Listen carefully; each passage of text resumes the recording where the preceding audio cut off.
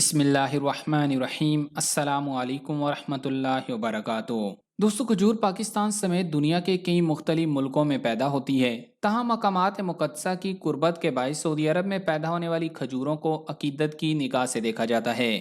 حجاز مقدس جانے والے اپنے ہمراہ کھجور کا تحفہ لانا نہیں بھولتے۔ سعودی عرب میں کھجور کی تقریباً 100 سے زائد، جبکہ دنیا میں کھجوروں کی 3000 سے زائد اقسام پائی جاتی ہیں۔ کسی زمانے میں سب سے زیادہ کھجوریں مدینہ منورہ میں ہوتی تھیں، لیکن اب دیگر علاقوں میں بھی ان کی وافر مقدار پیدا ہوتی ہے۔ یہ وہ پھل ہے جس کا ذکر قرآن کریم میں 20 سے زائد مقامات پر کیا گیا ہے، جبکہ احادیث مبارکہ میں بھی کئی جگہ کھجور کی اہمیت اور فضیلت بیان کی گئی ہے۔ کھجور غذائیت سے بھرپور، بلغم کو خارج کرنے والی اور قبض کشا پھل ہے۔ یہ قوت باء کو بڑھاتی ہے، جسم میں خون کی کمی کو دور کرتی ہے۔ حاملہ عورتوں کے لیے بہترین غذا ہے، کیونکہ حمل کے حوالے سے اس کا ذکر اللہ تعالیٰ نے قرآن پاک میں کیا ہے۔ اس کو بھگو کر اگر اس کا پانی پیا جائے تو جگر کی اصلاح کرتی ہے اور یرقان کے لیے مفید دوا بن جاتی ہے۔ تب تک کے مریضوں کے لیے خاص طور پر مفید ہے، کیونکہ یہ بلغم کا اخراج بھی کرتی ہے۔ تو آج کی اس ویڈیو میں ہم آپ کو بتائیں گے کہ کھجور کھانے کا سب سے بہترین وقت کون سا ہے، اس کے کیا فائدے ہیں اور کن لوگوں کو کھجور نہیں کھانی چاہیے۔ تو آگے بڑھنے سے قبل آپ سے گزارش ہے کہ اس ویڈیو کو لائک کریں، اور اگر ابھی تک آپ ہمارے چینل اردو لیب کا حصہ نہیں بنے تو اردو لیب کو سبسکرائب کر کے گھنٹی کا بٹن ضرور دبا دیں۔ دوستو، اگرچہ کھجور گرم مزاج والوں کے لیے مضر ہے، تاہم اگر وہ اس طریقے سے کھجور استعمال کریں تو ان کے لیے بھی بہت عمدہ ٹانک ثابت ہوگی۔ 1 کلو کھجور میں سے گٹلی نکال لیں، پھر اس میں 2 کلو گاجر کا پانی یا تربوز کا پانی ڈال کر ہلکی آنچ پر خشک کر لیں۔ بعد میں 1 پاؤ کھویا ملا کر حلوہ بنا کر رکھ لیں۔ اب گرم مزاج والے اشخاص بھی اس کو بلا جھجک استعمال کر سکتے ہیں۔ یہ بہترین طاقتور غذا بن جائے گی، جو کہ عام جسمانی کمزوری کے لیے بھی لاجواب ٹانک کا کام دے گی۔ اس کے علاوہ اس کی نبیذ بنا کر استعمال کریں، وہ بھی مفید ہے، کیونکہ نبی کریم صلی اللہ علیہ وآلہ وسلم کھجور کو ٹھنڈی چیز کے ساتھ ملا کر تناول فرماتے تھے تاکہ اس کی گرمی کو ختم کیا جا سکے۔ حضرت امی عائشہ صدیقہ رضی اللہ تعالیٰ عنہ سے روایت ہے کہ حضور اکرم صلی اللہ علیہ وآلہ وسلم تربوز کو ترک کھجور کے ساتھ ملا کر کھایا کرتے تھے اور فرمایا کرتے تھے کہ ہم کھجور کی گرمی کو تربوز کی ٹھنڈک سے اور تربوز کی ٹھنڈک کو کھجور کی گرمی سے توڑتے ہیں۔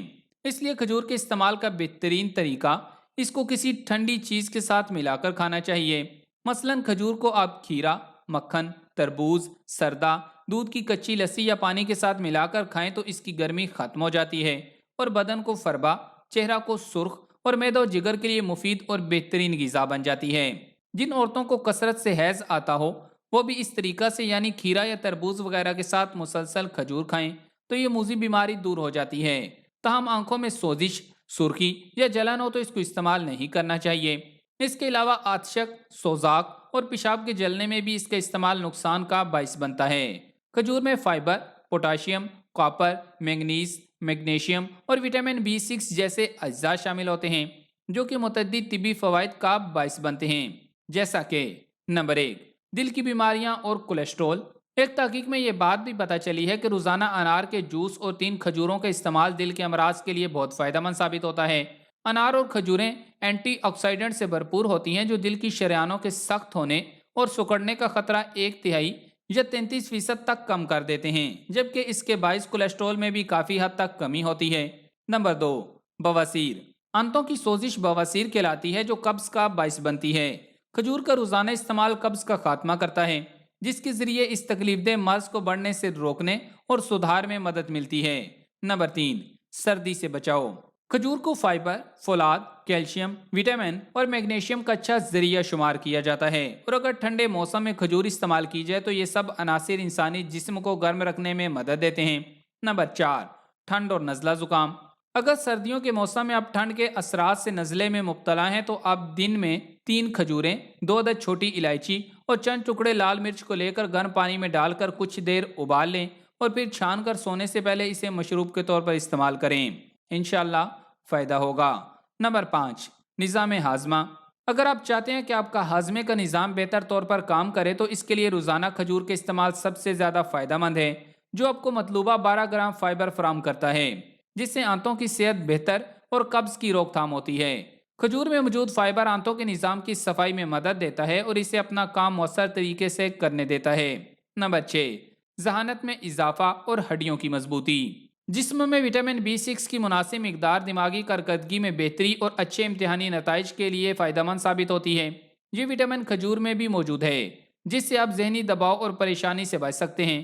اس میں موجود مینگنیز، کاپر اور میگنیشیم ایسے اجزاء ہیں جو ہڈیوں کو صحت مند رکھنے کے لیے ضروری ہوتے ہیں اور یہ موٹاپے کے مرض سے بچانے میں بھی مددگار ثابت ہوتے ہیں۔ نمبر 7، الرجی سے بچاؤ۔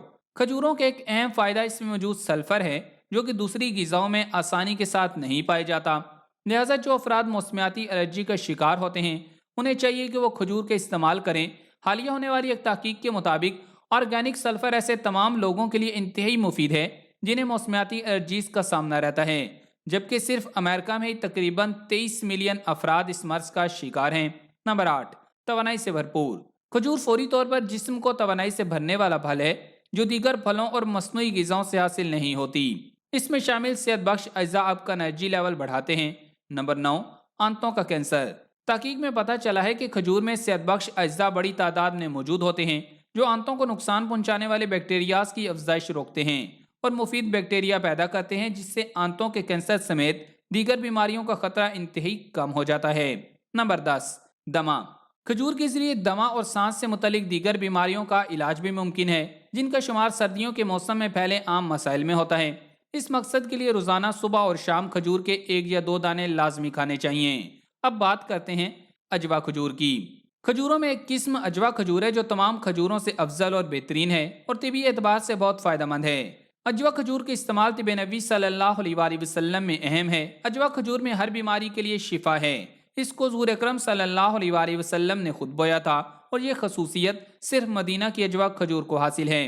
اجوا کھجور حضور نبی کریم صلی اللہ علیہ وآلہ وسلم کی محبوب ترین کھجوروں میں سے تھی۔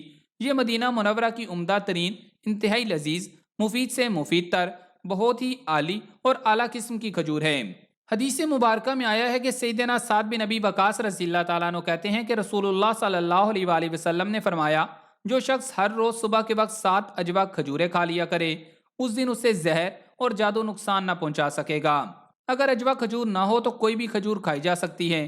اس سے بہرحال وہ فائدہ تو نہ ہوگا جو اجوا کھجور کا ہے، لیکن کھجور کے فوائد ضرور حاصل ہوں گے۔